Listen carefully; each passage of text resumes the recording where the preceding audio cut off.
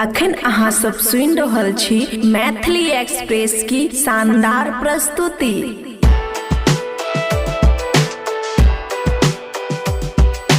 खुशी recording studio बलुआहा। Three नट खोस लेबै फारा में, थ्री नट खोस लेबै फारा में, सासू से लड़ जैबै गे माइयो मुखिया हाजी के यारा में,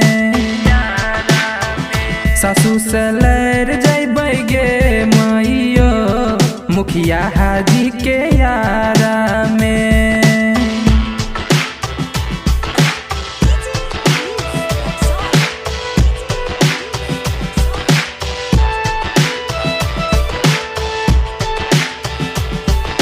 मोटा के बुढ़िया धकरी छै, लड़ाई में बड़ा खचरी छै, हर जहिया ननदो हमार पूरे पूरी लबरी छै।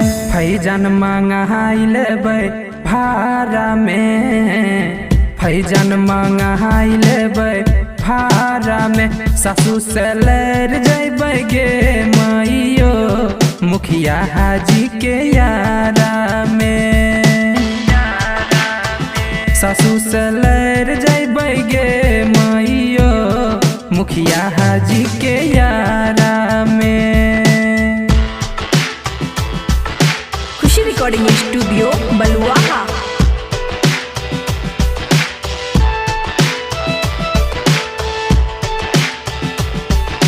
नहरा छै हमर फलका गे, केकरो नहीं मानबै कहलका गे, पशुपति राइटर पर करबै खूबे तहलका गे, कहै छौ सौरभ ई सारा में, कहै छौ सौरभ ई सारा में, सासू से लड़ जैबै गे माइयो मुखिया हाजी के यारा में,